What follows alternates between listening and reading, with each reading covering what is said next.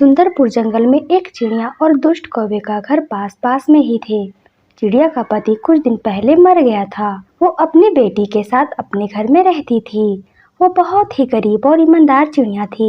और दूसरी तरफ दुष्ट कौरी और कालू कौवा था, जो बहुत ही मतलबी पक्षी था। एक सुबह चिड़िया कौवे के पास बैठी हुई थी कि चिड़िया की नजर जमीन पर जाती है। कौवे भैया, वो सामने देखो, जमीन पर छोटे छोटे से नए पौधे उग रहे हैं, हमारे घर के पास में ही। चिड़िया, मैंने भी ये पौधे आज ही देखे हैं। चलो जरा पास जाकर देखते हैं। अगर ये दोनों पौधे बड़े होकर फलदार पेड़ बन गए तो फिर हमारे भोजन की चिंता ही खत्म हो जाएगी।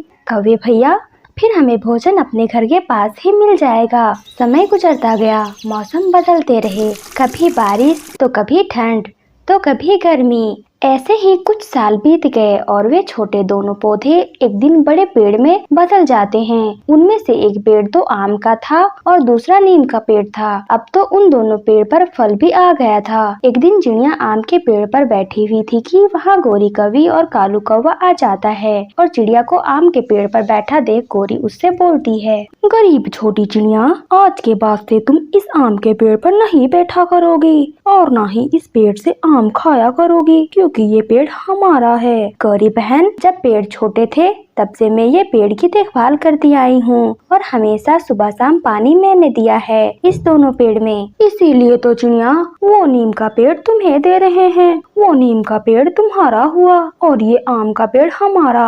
लेकिन कालू भैया, वो नीम का पेड़ से मैं क्या करूँगी? उसका फल कोई खाता है भला? अगर ज्यादा चूचू की तो एक लगाऊंगी। चल भाग यहाँ से। वो छोटी चिड़िया डरती हुई वहाँ से चली जाती है और पास में ही नीम के पेड़ के पास बैठ जाती है। बहुत जालिम है वो कालू गौरी, बहुत जालिम। आप क्यों रो रही हो चिड़िया? क्या बात है? नीम के पेड़ जी, आप तो जानते हो कि आप दोनों पेड़ों को मैं कितनी देखभाल की, हमेशा समय समय पर पानी दिया आप दोनों को।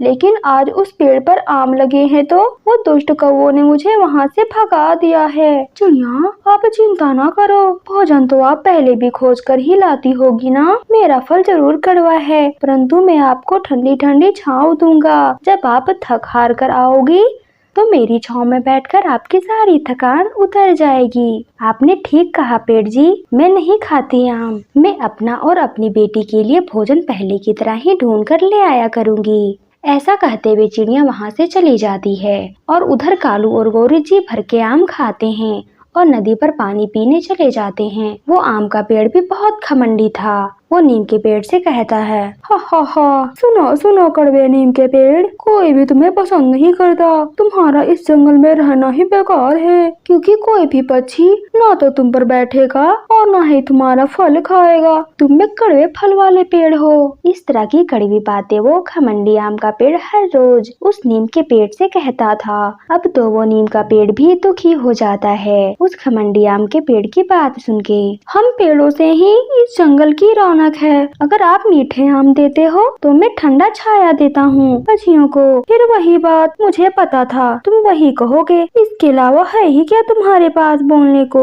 वो आम का पेड़ ऐसे नीम के पेड़ का मजाक बनाता है। रात हो जाती है। मम्मा मम्मा, आपने तो कहा था कि आप मेरे लिए पास वाले पेड़ से मीठे मीठे आम लेकर आओगी, लेकिन आप तो सिर्फ दाना ही लेकर आई हो। आम कहाँ है? गुड़िया बेटी, आपको तो पता ही है उन कौवों का। आज सुबह सुबह जब मैं आम के पेड़ पर जाकर बैठी थी तो गौरी और कालू तुरंत अपने घर से निकलकर वहाँ आ गए और उन्होंने मुझे आम तोड़ने से मना कर दिया और मुझे डराकर वहाँ से भगा दिए। लेकिन क्यों मम्मा? आपने तो हमेशा उस आम के पेड़ को पानी दिया है, क्यों कालू अंकल ने वो आम लेने के लिए मना कर दिए? चिड़िया अपनी बेटी को कैसे समझाती कि वे कौवे कितने स्वार्थी और जालिम पक्षी है। अच्छा मेरी प्यारी गुड़िया बेटी, अब आप दाना खाओ और सो जाओ। रात बहुत हो गई है। कल मैं अपनी बेटी को मीठे मीठे फल ला कर दूंगी। दूसरे रोज कालू और गौरी आम के पेड़ पर बैठे आम खा रहे थे कि तब वो आम का पेड़ उनसे कहता है, कौवो कौवो, जरा मेरी बात सुनो। बताएं बताएं पेड़ जी, क्या बात है? मुझे इस नीम के पेड़ से नफरत होती है। कहीं ऐसा नहीं हो सकता कि आप इन नीम के पेड़ को काट दो? मुझे डर है कि कहीं इसके पास होने से मेरे फल भी कड़वे ना हो जाए। पेड़ जी, अगर आपकी यही इच्छा है तो हम आज ही काट देंगे इस नीम के पेड़ को। ये सब बातें वो नीम का पेड़ सुन रहा था। मुझे काट ही दो तो अच्छा है, रोज रोज आपके ताने सुनने से अच्छा है कि मैं एक बार ही कट जाऊं। आप जाएं और नदी से पानी पी आएं और मैं अपने आम के पेड़ को खुश करने के लिए कुल्हाड़ा लेकर आता हूँ और आज इस नीम के पेड़ को काट ही दूंगा। ऐसे कवि नदी की तरफ और कालू अपने घर की तरफ कुल्हाड़ा लेने चला जाता है। तभी वहाँ पर चिड़िया आ जाती है। कैसे हो दोस्त? परंतु वो नीम का पेड़ खामोश था। आम का घमंडी पेड़ बोलता है, आज ये नहीं बोलेगा क्योंकि आज मेरा दोस्त कालू इसे काटने वाला है। ये सुनकर चिड़िया बहुत दुखी हो जाती है। लेकिन क्यों इसे कटवा रहे हो? क्योंकि इस कड़वे पेड़ का कोई फायदा नहीं है और मुझे ये अच्छा भी नहीं लगता। और चिड़िया, इसके कट जाने से जंगल से एक कड़वा पेड़ भी खत्म हो जाएगा। आम के पेड़ जी, आप अपने आमों पर इतना घमंड ना करें। इस जंगल में कोई भी चीज बेकार की नहीं है। भगवान ने सब पौधों में कोई न कोई खूबी जरूर रखी है। नहीं चिड़िया, मैं भी जीना नहीं चाहती।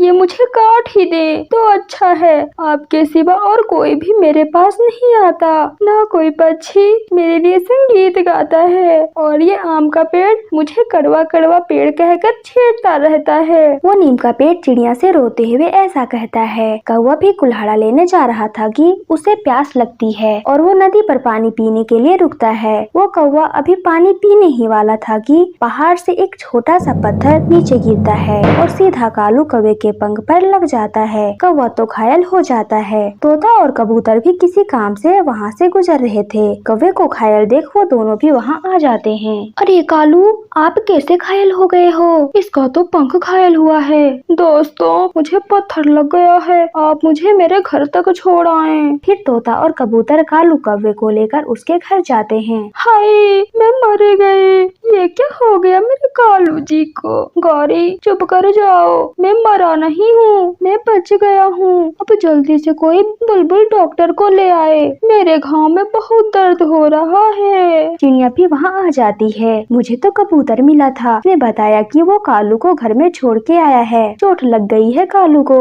चिड़िया बहन, आप जल्दी से बुलबुल डॉक्टर को ले आए, कालू जी को बहुत दर्द हो रहा है। चिड़िया जल्दी जाओ, नहीं तो मैं दर्द से तड़पता हुआ ही मर जाऊंगा। फिर चिड़िया जल्दी से बुलबुल को लेने चली जाती है और फिर वो बुलबुल डॉक्टर को लेकर आ जाती है। इसका घाव तो गहरा है, इस जंगल में तो कोई नीम का पेड़ भी नहीं है। अगर होता तो नीम के पेड़ के पत्तों को घाव पर लगाने से कालू का दर्द रुक जाता।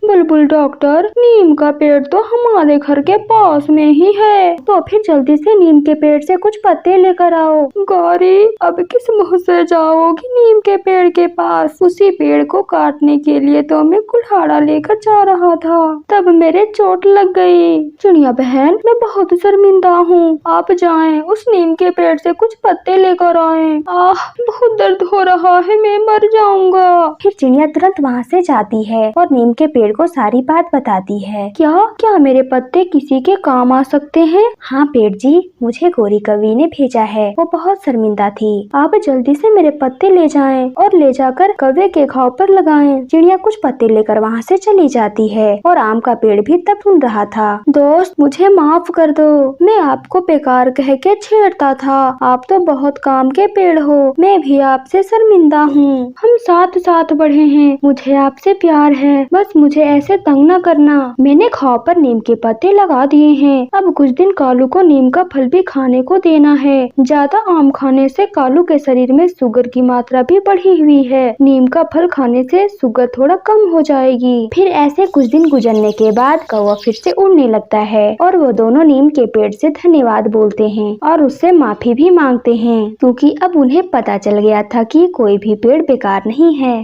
तो प्यारे दोस्तों, आपको हमारी कहानी अच्छी लगी तो लाइक और कमेंट करें। इसी तरह की और भी नई कहानियाँ देखने के लिए हमारे चैनल को सब्सक्राइब करें। आपका धन्यवाद।